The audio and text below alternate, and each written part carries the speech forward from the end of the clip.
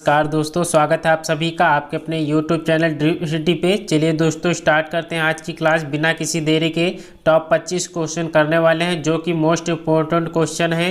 पहला प्रश्न आपके स्क्रीन पर दिया गया है, निम्नलिखित शब्दों में से तत्सम शब्द को चयन कीजिए।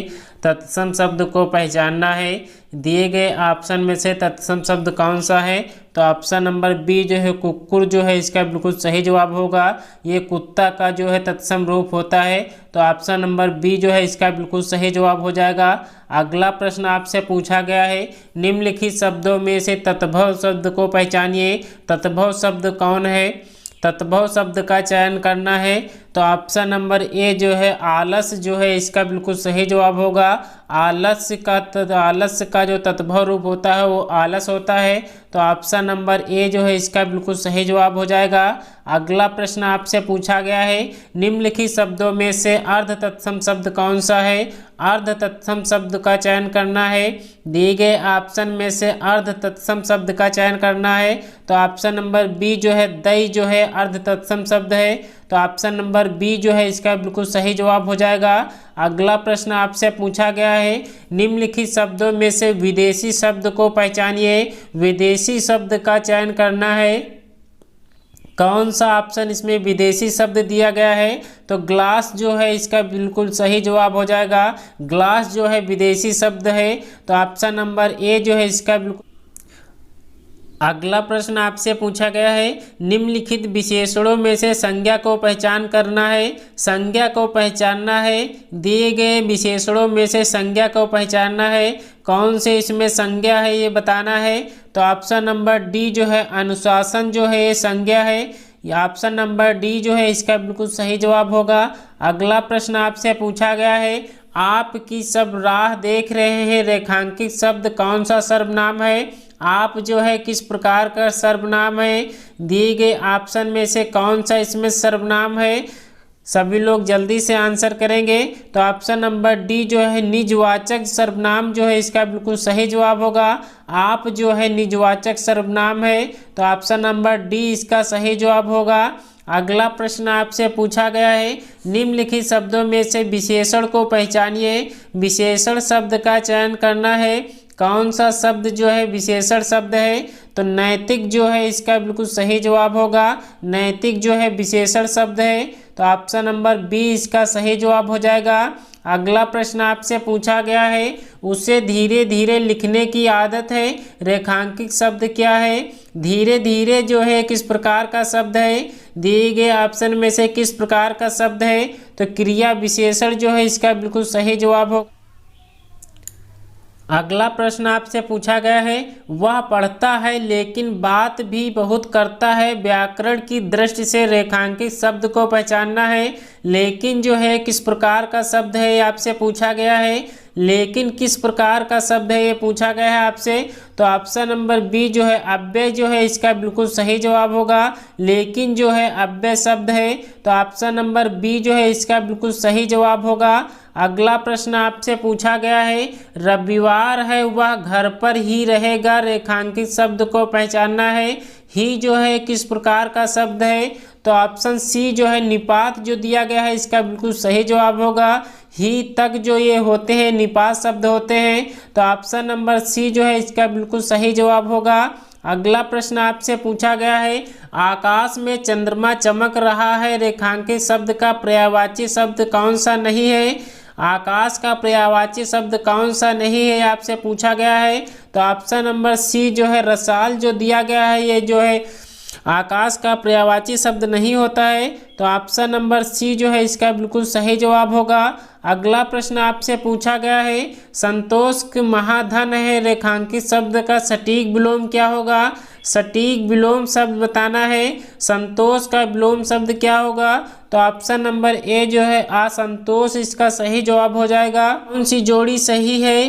कौन सी जो है जोड़ी युग्म शब्द की सही है?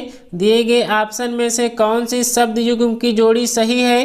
तो ऑप्शन नंबर सी जो है अचल अचला जो है इसका बिल्कुल सही जवाब हो जाएगा, तो ऑप्शन नंबर सी इसका सही जवाब हो जाएगा। अगला प्रश्न आपसे पूछा गया है, दूसरों की बातों में दखल देना एक ही शब्द क्या होगा? एक ही शब्द क्या होगा? दूसरों की बातों में दखल देना एक ही शब्द क्या होगा? तो हस्तक्षेप जो है इसका बिल्कुल सही जवाब हो जाएगा। ऑप्शन नंबर ए इसका सही जवाब होगा। अगला प्रश्न आपसे पूछा गया है, मुंबई के निकट पूना है रेखांकित शब्द क्या है? निकट जो है किस प्रकार का शब्द है? तो ऑप्शन नंबर बी जो है संबंध बोधक सूचक जो है इसका सही जवाब हो जाएगा। तो ऑप्शन नंबर बी जो है इसका बिल्कुल सही जवाब हो जाएगा। अगला प्रश्न आपसे पूछा गया है, माता पिता अपने बच्चों के लिए कड़ी मेहनत करते हैं रेखांकित शब्द का अर्थ क्या होगा? रेखांकित शब्द का अर्थ क्या होगा? दिए गए ऑप्शन में से रेखांकित शब्द का अर्थ क्या होगा? तो परसर्ग जो है इसका बिल्कुल सही जवाब हो जाएगा। अगला प्रश्न आपसे पूछा गया है, वचन की दृष्टि से कौन सा जोड़ा सही नहीं है? वचन की दृष्टि से कौन सा जोड़ा सही नहीं है? दिए गए ऑप्शन में से कौन सा जोड़ा सही नहीं है? तो ऑप्शन नंबर डी जो है सखी का सखियाँ जो है ये जोड़ा सही नहीं दिया गया है। तो ऑप्शन नंबर डी जो है इसका बिल्कुल सही जवाब होगा। अगला प्रश्न आपसे पूछा गया है, जिस वाक्य में कर्म के अनुसार क्रिया में परिवर्तन होता है उसे क्या कहते हैं? उसे क्या कहते हैं? जिस वाक्य में कर्म के अनुसार क्रिया में परिवर्तन होता है उसे क्या कहते हैं? तो कर्मवाच्य कहते हैं। ऑप्शन नंबर बी जो दिया गया है इसका बिल्कुल सही जवाब हो जाएगा। अगला प्रश्न आपसे पूछा गया है, निम्नलिखित वाक्यों में से भविष्य काल को पहचानना है। कौन सा ऑप्शन भविष्य काल में दिया गया है? तो ऑप्शन नंबर सी जो है मैं कल घूमने जाऊंगी इसका सही जवाब होगा। तो ऑप्शन नंबर सी इसका सही जवाब हो जाएगा। अगला प्रश्न आपसे पूछा गया है, मध्यम पुरुष तू का सही बहुवचन होगा।